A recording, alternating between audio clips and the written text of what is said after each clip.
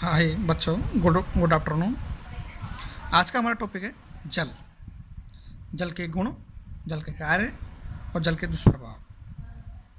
तो हम बात करते हैं सबसे पहले जल की।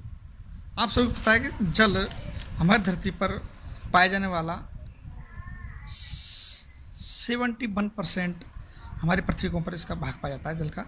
जल का जो सूत्र है, रासायनिक सूत्र है इसका, वो H2O होता है, जिसमें हाइड्रोजन के 2 अणु और ऑक्सीजन का 1 अणु होता है। तो हम सबसे पहले एक अच्छे जो जल है उसके गुण देखेंगे। यहाँ पे गुण देखिए, पीने योग्य जो जल है उसके गुण देखेंगे। सबसे पहले जल में हानिकारक सूक्ष्म जीव, सूक्ष्म कण, वनस्पति तथा अन्य हानिकारक पदार्थ नहीं होने चाहिए। अगर हम पीने योग्य जो जल है उसकी अगर गुणवत्ता की बात करते हैं, क्वालिटी की बात करते हैं, तो उसके अंदर किसी प्रकार के हानिकारक सूक्ष्म जीव नहीं होने चाहिए, जैसे बैक्टीरिया, वायरस, प्रोटोजोआ, एक कोशिकीय प्राणी नहीं होना चाहिए। सूक्ष्म कण, डस्ट पार्टिकल या वनस्पति का कोई कूड़ा कचरा नहीं होना चाहिए। अन्य हानिकारक पदार्थ नहीं होने चाहिए।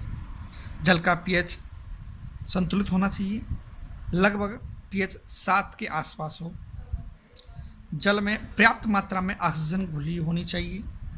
ऐसा ना हो कि जल में ऑक्सीजन की कमी हो। अगर ऐसा होगा तो उसकी गुणवत्ता में कमी आ जाएगी। जल के कार्य देखिए बच्चों, जल के कार्य की बात करते हैं।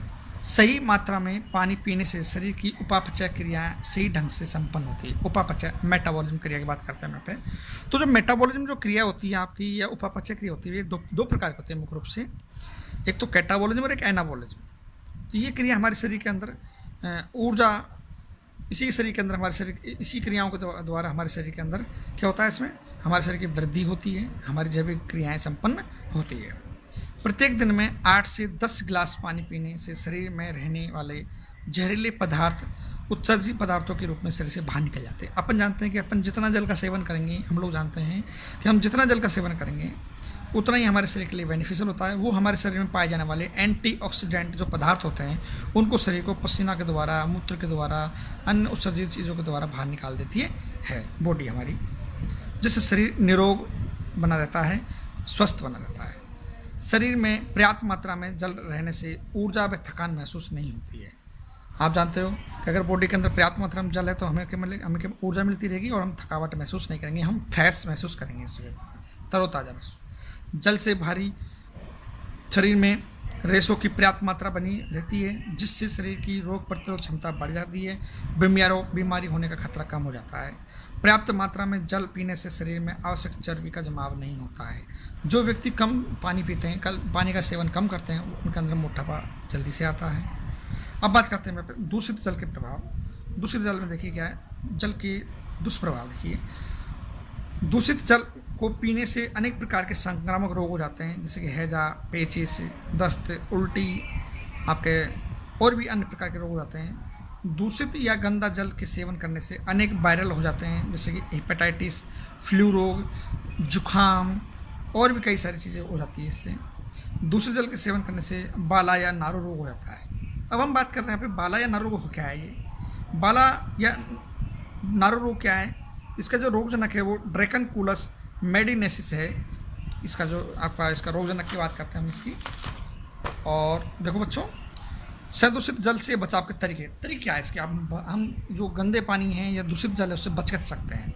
पानी को छानकर व उबालकर एवं ठंडा करके पीना चाहिए, नंबर 1। नंबर 2, नदी, तालाब इत्यादि में नहाना व कपड़े धोने आदि पर रोक लगानी चाहिए। जल स्रोतों की समय समय पर साफ सफाई करनी चाहिए। हमारे घरों में अगर टंकियां हैं, हौदी है या कोई टैंक है तो उनकी सफाई प्रॉपरली टाइमली होनी चाहिए। नेक्स्ट टॉपिक हमारा मोटापा। क्या है देखो मोटापा, ऐसी स्थिति जिसमें बहुत अधिक शरीर वसा का जमाव हो जाता है। जमाव होने से वसा स्वस्थ शरीर को अस्वस्थ कर देती है और शरीर के चारों तरफ उसमें एक वसा की परत या उसको बोलते हैं लेयर छा जाती है। इसको हम मोटापा कहते हैं।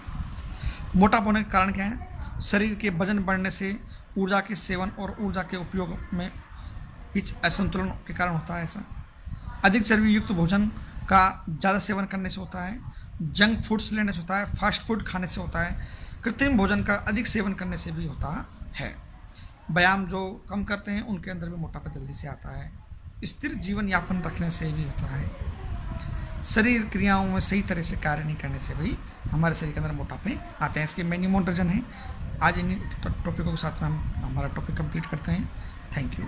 नेक्स्ट टॉपिक हम जो कल लेंगे क्लास में वो है शरीर भार सूचकांक, BMI बोलते हैं, बॉडी मास इंडेक्स। इसके बारे में हम कल चर्चा करेंगे। Thank you.